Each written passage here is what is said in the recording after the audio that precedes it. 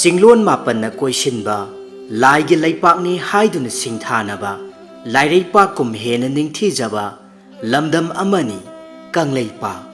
Taibang miga khoyum laiga, totna tinaduna lairingai, matam adugi warini.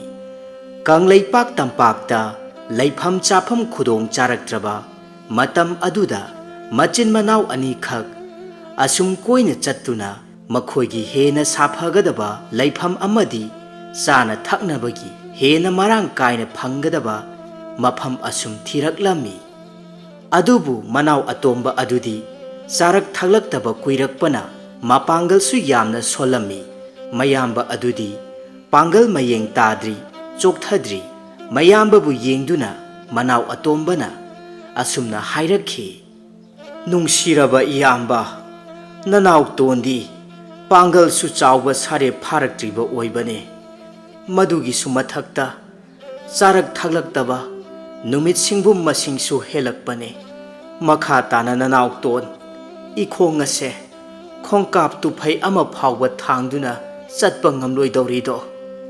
Manaw ton gi wafamdu tabada, mayamba adu, nungsa thiraduna, manaw ton bu yengduna, nungsina asumna hairaklammi. Kari haiba inaw ton gi samu hakchang, Chokthare haiba.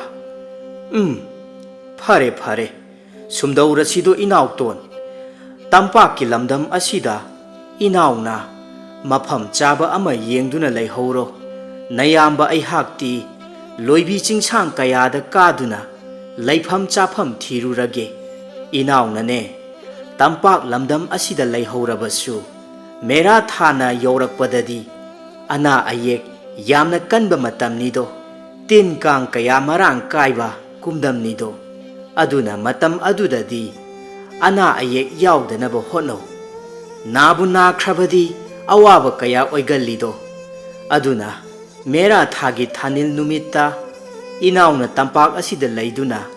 Mayra amadi wangna thangala udo. Madu uraga iyamba. Inaw tonbu. Ana ayek yawda punsi nungsangna. Nungai yaibi marang kaina pali haibado khanglage ko aduga inaungna tampak lamdam asibu yamna cheksinna ngaktuna pala u nayamba ai hakna loibi chingsang kayada cheksinna ngaktuna palakke ko masina ne ichin inaw anigi chingtam anigi nungsi paraisu hena chelakadawribani do phagani do Iyambana takpiba pumba nanaw kaugjaroi. Ichin inaw anigi wasak asina tungi surol kaya singda mutnaidana lengdana asum laihorasanu.